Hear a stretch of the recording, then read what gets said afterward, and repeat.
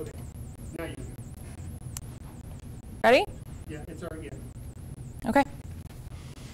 Well, Sorry, the audio wasn't working. no problem. Okay, are we ready? Okay. Welcome, everybody. We are here today to talk about the College of Nursing and Health Innovation advising. And our hope today is that we can help answer a few commonly occurring questions around the advising process and the experience so that we can give you, the students, the best experience possible. I want to make sure that I introduce Mrs. Candace Calhoun-Butts. She is the director of the advising, no, I apologize. She is the assistant dean in the College of Nursing and Health Innovation and oversees the advising for the college. So one of the things that we want to do today, again, is just go over a few commonly occurring questions so that we can help get you all answers to some of the questions that you have sent in for us. I think for now, though, Mrs. Calhoun-Butts is going to introduce some of the staff that are here with us today and the administrators from the College of Nursing and Health Innovation. Candace?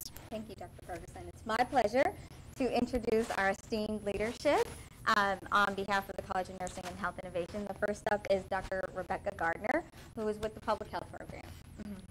Hi, I'm happy to be here today to provide support to our Advising and Enrollment Service Center. I provide leadership for the Bachelor of Science in Public Health program.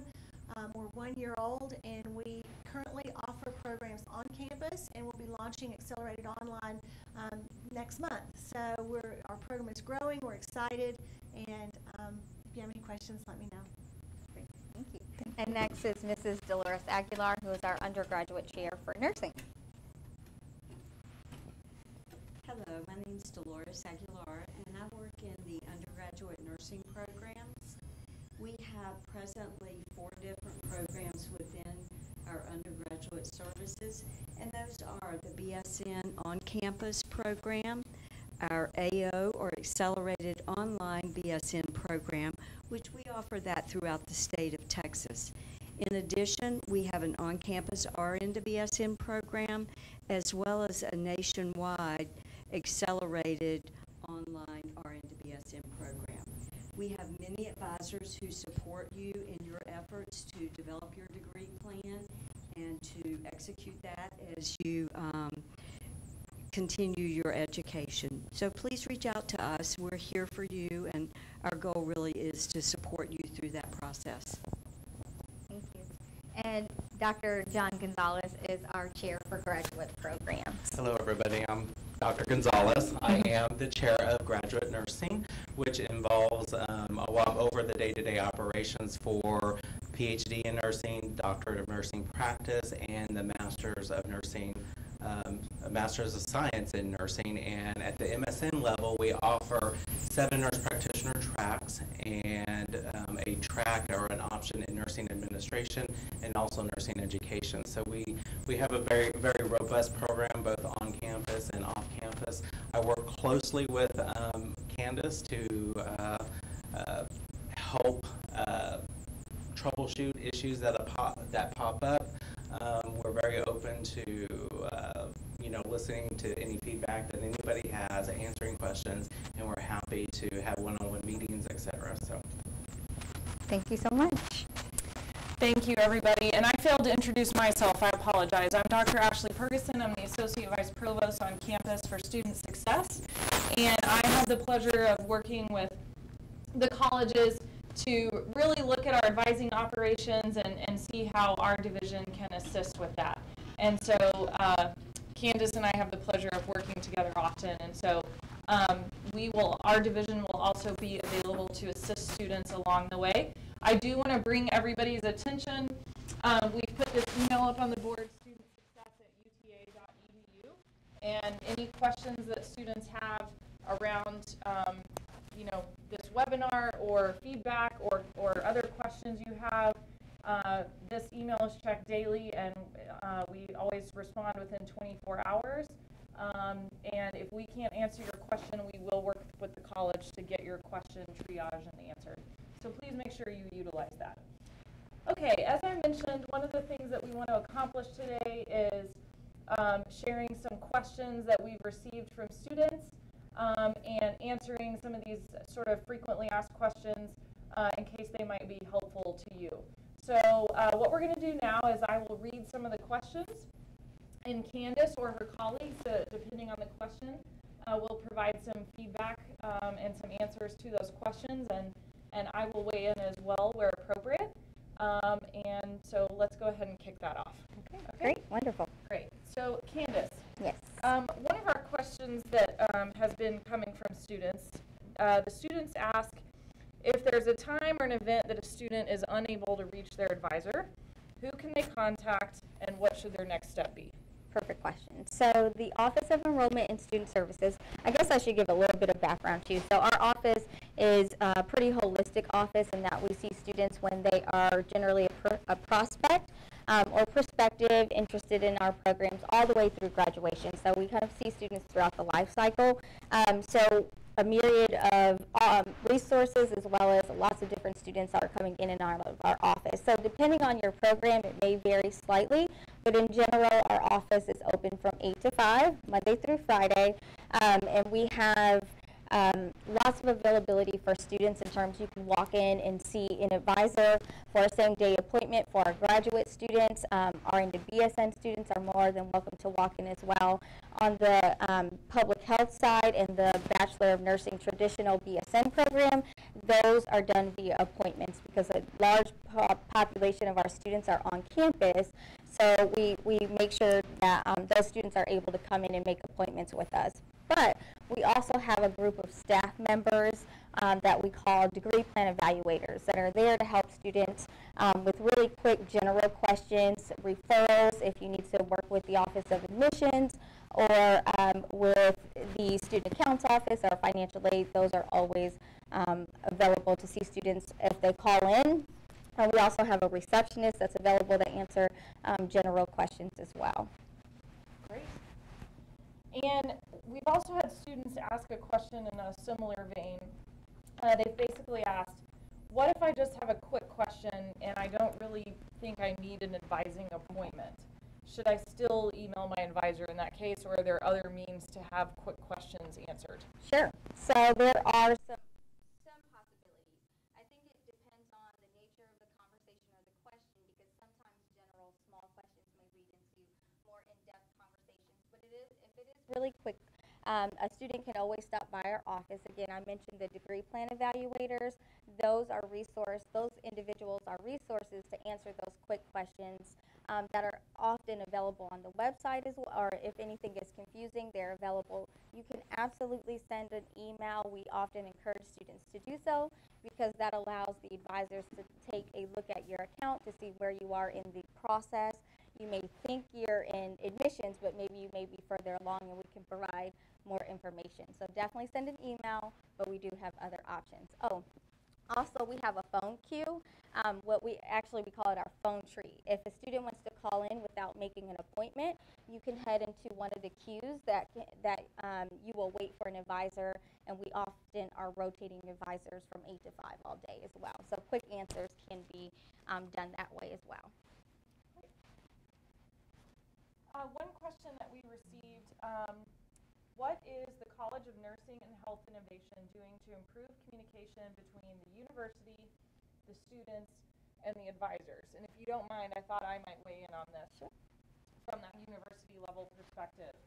So one of the things that our division is doing is we're going to be working with partners like Candace and the faculty that are here with us today, and really representatives from all the schools and colleges. We want to develop what we're calling an advising set of standards for our campus so that we can make sure that all our departments across the campus are offering that access to advising that you, the students, need. So we want to make sure all our departments do have options to get quick questions answered. We want to make sure that we have virtual advising options. We want to make sure that we learn, what hours of the day that you need advising available so that we can work on that.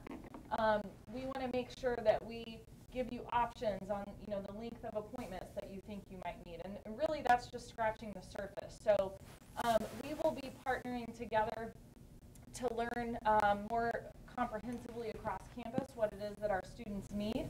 And then we'll be hopefully providing guidance and frameworks and resources to advising centers like yours to help put all of that into practice.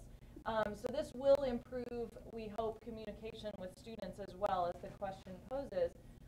We also want to be helping our advising centers with resources to set up these means of communication to make sure that we're not just waiting for students to come to us, but that we're reaching back out to them as well. And I don't know if you want to add anything. Absolutely. I would just say we also want to hear from our students. We have multiple avenues in the College of Nursing for your feedback. Our advisors have links on their emails, in person and in the office. You can leave your feedback via our front desk staff. So we want to hear from you what the concerns are, what's going well, how can we improve our services. So please make sure to do so.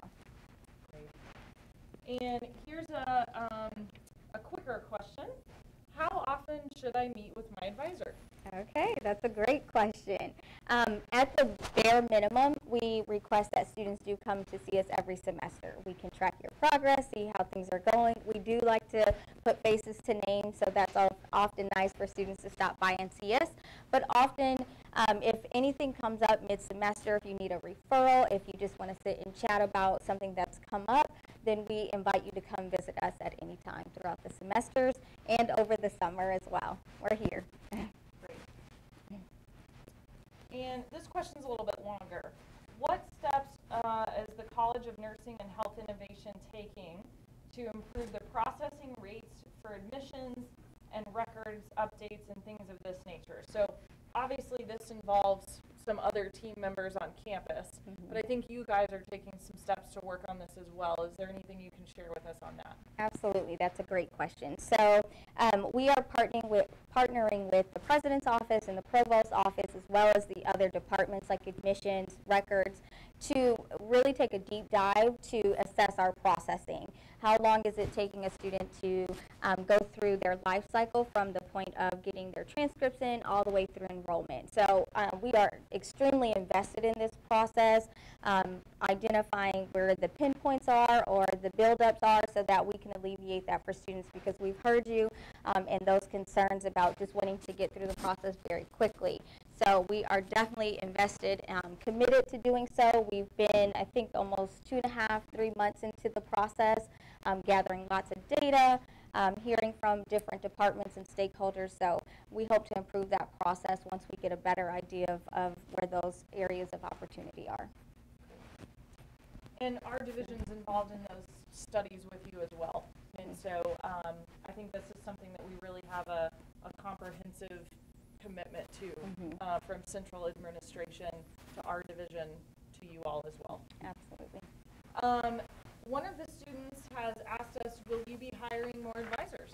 Okay, great question. We are very thankful that Dean Amber Beer had worked with the president to bring more staffing to our department in the spring. So we are actively working and recruiting advising professionals for our different areas in the Office of Enrollment and Student Services. So we still have a little ways to go, but we do have lots of positive candidates, so we are in the process of hiring. Great. We also had a question where students were wondering if advisors will be reaching out to them versus them needing to reach out to their advisor. And so I just wanted to reiterate that that is something that our division is working on for the campus. How can we give advisors the tools and resources that they need to proactively reach out to their students and really personalize the guidance they're giving them, and not necessarily having to wait for the student to reach out to the advisor, although that is always welcomed, of course. So with that, those are some of the most commonly received questions that we've gotten. I want to reiterate that further questions can be provided to this email address, studentsuccess@uta.edu. And Candace, if you could just reiterate to the group one more time the various mechanisms that they have both to get information and to make contact with somebody at your advising center. Absolutely. So for those that are just entering the program or to UTA, we often send communication via email, but that is going to be to your UTA student email, not necessarily your personal email address. So we do ask students to check that regularly. But other options to get in contact with our office are appointments. We have a system called Time Trade. That information is available on our website. You can get in contact with an advisor or any professional in our office via phone, email, or virtual appointment is available for students in different programs. You can also walk in on Wednesdays. We have walk-in Wednesdays for our traditional BSN population starting at 8 a.m. You can come in and set up an appointment with an advisor same day. You can also give us a phone call. We have the phone queue that's available for students. You can talk to an advisor or a degree plan evaluator on general information if you have any questions of that nature. Let's see, we also have a number of staff available, so if you can't reach an advisor, we have our assistant directors, which I think I failed to mention, they're back there in the back there, but they are also a great support for students in each of the programs. If you're unable, for whatever the reason may be, to get a hold of an advisor, please contact our assistant directors. Their information and contact information is also listed on the website, so we want to hear from you guys. And the last thing I wanted to mention is I think you have a frequently asked questions page as well on the web, correct? We do, absolutely, for each program, as well as videos about the programs as well. So our website is a wealth of information. We ask that you guys get on there. If you have any questions, make sure the information looks good to you. We also have lots of information about the admission process, our applicant checklist, that are great resources for students. Great. Well, I want to thank all of our colleagues for being here today. We appreciate it. Again, please reach out anytime that we can assist with further questions, and we look forward to hearing from you. Thank you very much. Thank you.